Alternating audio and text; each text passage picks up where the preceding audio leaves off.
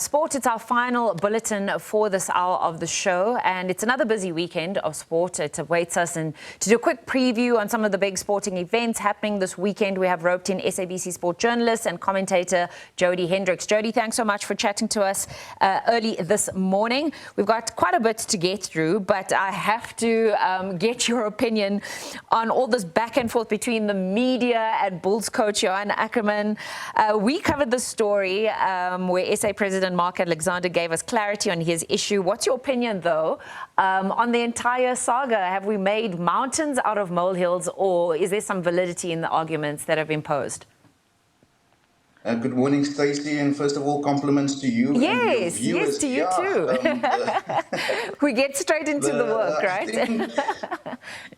I think in terms of Johan Ackerman, he's new at the Bulls. He took over from Jake White, so it was obviously going to be a difficult period for him transitioning with Jake's coaching staff, with the players Jake roped in. And then all of a sudden, the team's not doing well, and then they had to let two of the assistant coaches go, and they obviously had to fill those posts. And one of the posts was the brain who was at Paul Gym High School in Cape Town.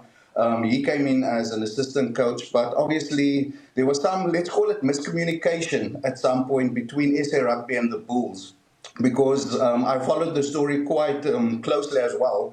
And what Johan Ackerman said, and his frustration with the whole situation with the likes of Dwayne Vermeulen and Felix Jones being roped in, and what they were going to do at the Bulls, for my understanding, it was going to be an oversight role and, to give a few tips on where they could improve. They weren't going to be actively involved. And I think that's where the confusion came in, and also the frustration with Johan Ackerman. And that led to, first of all, that statement by SA Rugby to say that 4 of their coaches will be assisting the Bulls. I think that was a bit misleading, and that led to Mark Alexander finally giving clarity to say that there will be more of a coexistence between the national body and the provincial union, so that everybody could benefit from the coaching structures that Rassie Erasmus has put in place. You said it was a bit of a miscommunication, and after this we'll settle this, but he went on to say that he believes that the media perhaps we didn't do our jobs properly. It was a conversation I had with my producer, saying that sometimes the follow-up question and the clarity, that is our role, it is our responsibility to phone. We have these coaches and these individuals on our databases just to make sure that we are sharing the story correctly. Do you think that was done, though? Well, first of all, it started with SA Rugby releasing a statement, what was it, just about a week ago, yes, more than a week ago, to say that some of the national coaches or Springbok coaches will be assisting the Bulls. And we ran with that story as the media. And where it became more confusing, Stacey, is when Johan Ackerman said, but I don't know anything about this. This was not what we discussed. And I think that's where the facts got lost a bit, because you've got the national body saying one thing on the one side, and then you've got the implicated or the union that will benefit from this decision saying something completely different.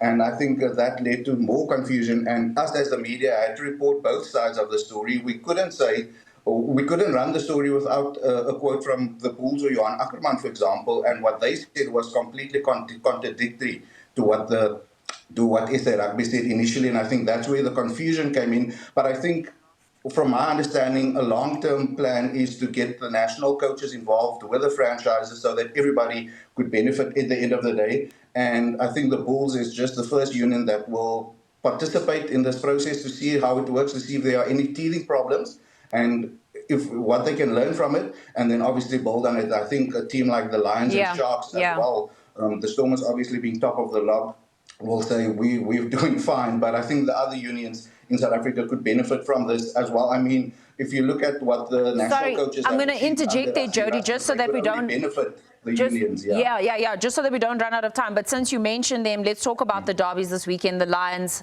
versus the Sharks, and then also in Cape Town, the Bulls versus the Stormers there. Yeah. So, first of all, I think the Lions and Sharks, it will be a defining game for both teams.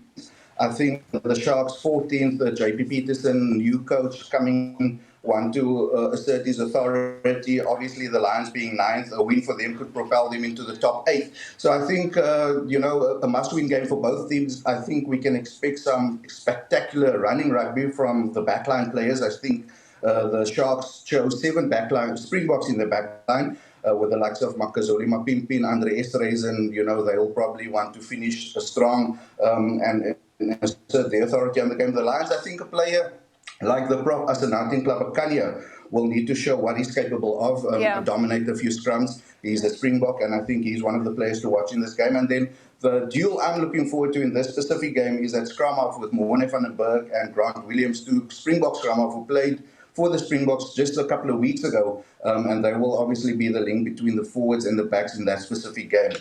If we look at the Stormers Bulls, a traditional North-South derby that's happening in Cape Town, 40,000 people expected, and I think it's for me this is a story of 2 coaches. You've got John Dobson, who just signed until 2029, and then Johan Ackerman, who we spoke about the confusion he's had in his first couple of months at the Bulls with the Bok coaches saga. So I think, the 2 coaches will approach this differently. The Bulls, they've got 7 Springboks in the forward pack, so I think we'll see traditional blue bull rugby from them, the forwards dominating. The Stormers, like we said, they've got a well-balanced team, but also the duel I'm looking forward to in this game is that number 10 fly-off. It's going to be an exciting one there. Cape and Andre Pollard. Jody, I think I'm being told that I've unfortunately run out of time, and I'm so sorry to interrupt you there.